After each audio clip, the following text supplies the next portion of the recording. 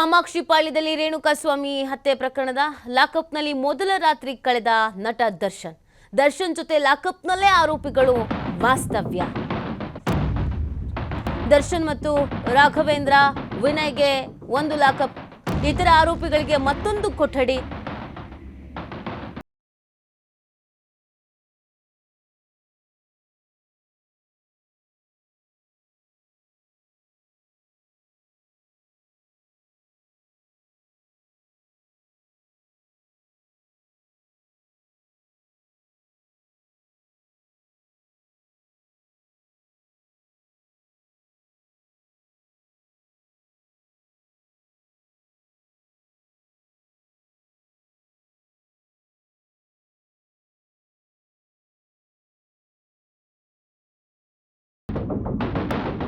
ನೋಡಿ, ಈ ಕೊಲೆ ಪ್ರಕರಣಕ್ಕೆ ಸಂಬಂಧಪಟ್ಟಂತಿಗೆ ತನಿಖೆಯನ್ನ ಶುರು ಮಾಡಲಾಗ್ತಾ ಇದೆ. ನಿನ್ನೆ ಒಂದು ರಾತ್ರಿ ಜೈಲಿನಲ್ಲೇ ಕಳೆದಿರುವಂತದ್ದು. ಒಂದು ಲಾಕಪ್ ಅನ್ನ ಮೂವರಿಗೆ ಕೊಡಲಾಗಿದೆ. ದರ್ಶನ್ ಮತ್ತು ಆತನ ಆಪ್ತರು ಇನ್ನಿಬ್ಬರಿಗೆ ಒಂದು ಲಾಕಪ್ ನಲ್ಲಿ ಇರಿಸಲಾಗಿದೆ. ರಾಘವೇಂದ್ರ ಮತ್ತು ವಿನಯ್ ಇವರ 3 ಜನಕ್ಕೆ ಒಂದು ಲಾಕಪ್ ಅನ್ನ ಕೊಡಲಾಗಿದೆ, ಅಲ್ಲಿ ಇರಿಸಲಾಗಿದೆ. ಒಬ್ಬ ಸ್ಟಾರ್ ಹೇಗೆಲ್ಲ ಜೀವನ ಮಾಡ್ತಾನೆ ಅನ್ನೋದನ್ನ ದರ್ಶನ್ ಅನ್ನ ನೋಡಿದಾಗ ಅವರ ಫ್ಯಾನ್ಸ್ ಆಗಿರ್ಬೋದು, ಬೇರೆಯವರಾಗಿರ್ಬೋದು ನೋಡಿದ್ದಾರೆ ಹತ್ರದಿಂದಲೇ. ಆದರೆ ಈಗಿನ ಪರಿಸ್ಥಿತಿ ಬದಲಾಗ್ಬಿಟ್ಟಿದೆ.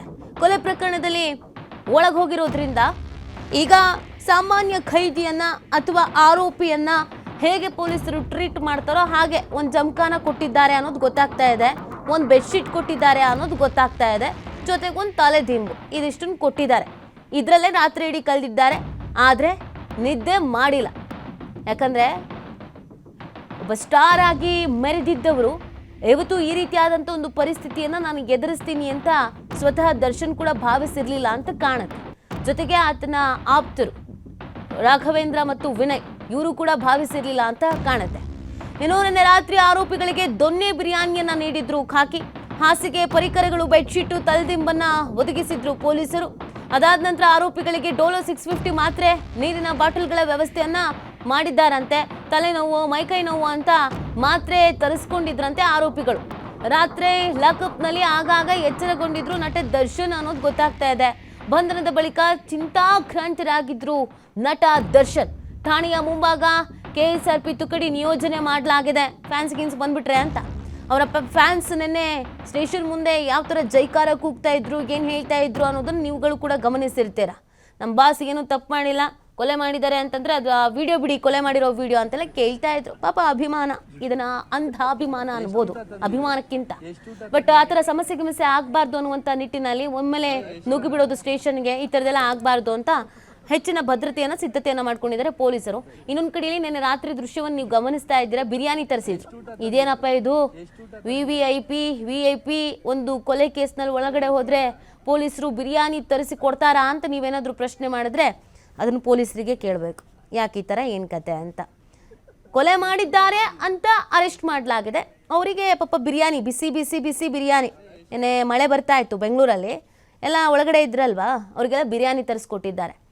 ಹಾಗಿದ್ರೆ ಸಾಮಾನ್ಯರು ಕೂಡ ಯಾವುದಾದ್ರು ಮರ್ಡರ್ ಕೇಸ್ನಲ್ಲಿ ಹೋದಾಗ ಇದೇ ಥರ ಬಿರಿಯಾನಿ ತರಿಸ್ಕೊಡ್ತಾರಾ ಅಂತ ಕೇಳಿದ್ರೆ ನೀವು ಖಂಡಿತ ಯಾವ್ದಾದ್ರು ಪೊಲೀಸವ್ರನ್ನ ಕೇಳೋದು ಬೆಟರ್ ಅಂತ ಅನಿಸುತ್ತೆ. ಗೊತ್ತಿಲ್ಲ ಈ ಥರ ನಡೆಯುತ್ತೆ ಏನೋ ಅಂತ. ಜೈಲಿನಲ್ಲಂತೂ ಸಾಮಾನ್ಯವಾಗಿ ಮುದ್ದೆ ಕೊಡ್ತಾರೆ ಅನ್ನೋದನ್ನು ಕೇಳಿಲ್ಪಟ್ಟಿದ್ದೀವಿ. ಆದರೆ ಇಲ್ಲಿ ಬಿರಿಯಾನಿ ಕೊಟ್ಟಿದ್ದಾರೆ. ಅದೇನು ದರ್ಶನ್ ನಾನ್ ವೆಜ್ ಪ್ರಿಯ ಅಥವಾ ದರ್ಶನ್ ಹೀರೋ ಅನ್ನುವಂಥ ರೀಸನ್ಗೋ ಏನೋ ಗೊತ್ತಿಲ್ಲ. ನಿನ್ನೆ ಇಷ್ಟೆಲ್ಲ ಡ್ರಾಮಾಗಳಾಗಿದೆ. ಇವತ್ತಿನ ಏನು ಕತೆನೋ ಗೊತ್ತಿಲ್ಲ. ಇವತ್ತಿನ ಅದೇ ಹೋಟೆಲ್ನಿಂದ ಇಡ್ಲಿ ಬೇಕು, ಮಸಾಲೆ ದೋಸೆ ಬೇಕು, ಪೂರಿ ಬೇಕು, ಬಿರಿಯಾನಿನೇ ಬೇಕು, ಚಾಕ್ನಾ ಬೇಕು ಅಂತೇನಾದರೂ ಡಿಮ್ಯಾಂಡ್ ಇಡ್ತಾರೋ ಅದನ್ನು ತರಿಸ್ಕೊಡ್ತಾರೋ ಗೊತ್ತಿಲ್ಲ ಇವತ್ತಿನ ಸಿಚುವೇಶನ್ ಏನಿದೆ ಅಂತ. ಬಟ್ ನಿನ್ನೆ ಅಂತೂ ಬಿರಿಯಾನಿ ತರಿಸ್ಕೊಟ್ಟಿದ್ರು. ಬೆಳಗ್ಗೆಯಿಂದ ವರ್ಕ್ ಮಾಡಿದ್ರಲ್ವಾ, ಅಂದರೆ ಪ್ರಶ್ನೆಗಳ ಮೇಲೆ ಪ್ರಶ್ನೆ ಮಾಡಿದ್ರಲ್ವಾ, ಜಿಮ್ ಮಾಡ್ತಿದ್ದವ್ರನ್ನ ಕರ್ಕೊಂಡು ಬಂದಿದ್ರಲ್ಲ, ಪಾಪ ತಿಂಡಿ ತಿನ್ನೋಕ್ಕೂ ಟೈಮ್ ಕೊಟ್ಟಿರಲಿಲ್ಲಂತೆ. ಆಮೇಲೆ ಇಡ್ಲಿ ತಿಂತೀರಾ, ಸಾಂಬಾರು ಕೊಡೋ ತರ್ಸೋದ ಅಂತ ಕೇಳಿದ್ರಂತೆ. ಆಗೇನೋ ಬೇಡ ಅಂದಿದ್ರಂತೆ. ಮಧ್ಯಾಹ್ನನೂ ಊಟ ಮಾಡಿರಲಿಲ್ವಂತೆ. ಹಾಗಾಗಿ ಬಿರಿಯಾನಿ ತರಿಸ್ಕೊಟ್ಟಿದ್ದಾರೆ. ಜೊತೆಗೆ ಮೈಕೈ ನೋವು, ತಲೆನೋವು ಇದೇನಾದ್ರು ಇದ್ದರೆ ಒಂದು ಮಾತ್ರೆನೂ ತಿಂದುಬಿಡ್ಲಿ ಅಂತ ಡೋಲೋ 650 ತರಿಸ್ಕೊಟ್ಟಿದ್ರಂತೆ. ನೆನ್ನೆ ಎಲ್ಲ ನೀಟಾಗಿ ವ್ಯವಸ್ಥೆ ಮಾಡಿದ್ದಾರೆ ಪೊಲೀಸರು ಪಾಪ. ಸೊ ಇವತ್ತಿನ ಏನೇನಾಗುತ್ತೆ ಅನ್ನೋದನ್ನ ನೋಡಬೇಕಾಗಿದೆ. ಒಟ್ಟಿನಲ್ಲಿ ನಿನ್ನೆ VVIPಗಳಿಗೆ VVIP ಟ್ರೀಟ್ಮೆಂಟೇ ಕೊಟ್ಟಿದ್ದಾರೆ. ಕೊಲೆ ಕೇಸ್ ಆದ್ರೇನು ಅಥವಾ ಇನ್ನೊಂದು ಕೇಸ್ ಆದ್ರೇನು, VIPಗಳು VVIPಗೂ ಸಾಮಾನ್ಯರಿಗೂ ವ್ಯತ್ಯಾಸ ಇದೆ ಅನ್ನೋದು ಗೊತ್ತಾಗಬೇಕಲ್ಲ. ಸೊ ಇವತ್ತಿನ ಬೆಳವಣಿಗೆ ಏನಾಗುತ್ತೆ, ನೆನ್ನೆ ರಾತ್ರಿ ಇಡೀ ಚಿಂತಾಕ್ರಾಂತರಾಗಿದ್ರು ದರ್ಶನ್ ಅನ್ನೋದು ಗೊತ್ತಾಗ್ತಾ ಇದೆ. ನಿನ್ನೆಯ ಅವರ ವಿಜುವಲ್ಸನ್ನು ನೋಡಿದಾಗ ಸಾಮಾನ್ಯವಾಗಿ ನಿಮಗೂ ಕೂಡ ಅನಿಸಿರುತ್ತೆ, ಯಾಕಂದರೆ ಕೋರ್ಟ್ನಲ್ಲಿ ಇದ್ದಾಗ ಮತ್ತು ಜೀಪ್ನಲ್ಲಿ ಓಡಾಡ್ತಿದ್ದಾಗ ಬಹಳ ತಲೆ ತಗ್ಗಿಸಿಕೊಂಡು ಕೂತಿದ್ರು.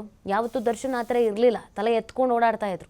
ಏನೇ ಕೇಳಿದ್ರು ಒಂದು ಆ್ಯಟಿಟ್ಯೂಡಲ್ಲಿ ಆನ್ಸರ್ ಮಾಡ್ತಿದ್ರು. ಬಟ್ ನಿನ್ನೆ ಮಾತೇ ಬರ್ತಾ ಇರಲಿಲ್ಲ, ತಲೆ ತಗ್ಗಿಸಿದವರು ಎತ್ತೇ ಇರಲಿಲ್ಲ. ಸೊ ನಿನ್ನೆಯ ಅವರ ಹಾವಭಾವವನ್ನು ಗಮನಿಸಿದಾಗ, ಈ ಹಿಂದಿನ ಅವರ ಆ್ಯಟಿಟ್ಯೂಡನ್ನು ಗಮನಿಸಿದಾಗ ಬಹಳಷ್ಟು ವ್ಯತ್ಯಾಸ ಇದೆ ಅನ್ನೋದಂತೂ ಕಾಣಿಸ್ತಾ ಇತ್ತು. ಮನುಷ್ಯನಿಗೆ ಏನು ಅನಿಸ್ಲಿಲ್ಲ ಅಂತಂದ್ರು ಮನಸಾಕ್ಷಿ ಅಂತ ಒಂದು ಇರುತ್ತಲ್ವಾ, ಈ ಪಾಪ ಪ್ರಜ್ಞೆ ಕಾಡ್ತಾನೆ ಇರುತ್ತೆ. ಅಯ್ಯೋ ನನ್ನಿಂದ ಹಿಂಗಾಗ್ಬಿಡ್ತಲ್ಲ, ನನ್ನ ಹೆಸರು ಇದರಲ್ಲಿ ಬಂದ್ಬಿಡ್ತಲ್ಲ, ಅದು ಸಾಮಾನ್ಯ ಕೇಸ್ ಅಲ್ವಲ್ಲ. ಯಾರ್ದೋ ಕೈಕಾಲು ಮುರಿದ್ರು, ಅಥವಾ ದುಡ್ಡು ಕಿತ್ಕೊಂಡ್ರು, ಅಥವಾ ಯಾವುದೋ ಫಿಲ್ಮ್ ಟೈಟಲ್ ವಿಚಾರಕ್ಕೆ ಗಲಾಟೆ ಆಯಿತು, ಅಥವಾ ಫ್ಯಾನ್ಸ್ ವಿಚಾರಕ್ಕೆ ಗಲಾಟೆ ಆಯಿತು, ಇದಲ್ವಲ್ಲ, ಕೊಲೆ ಕೇಸ್ ಅಲ್ವಾ. ಅದಕ್ಕೆ ಸಹಜವಾಗೇ ಮನಸ್ಸು ನೊಂದಿರುತ್ತೆ ಪಾಪ.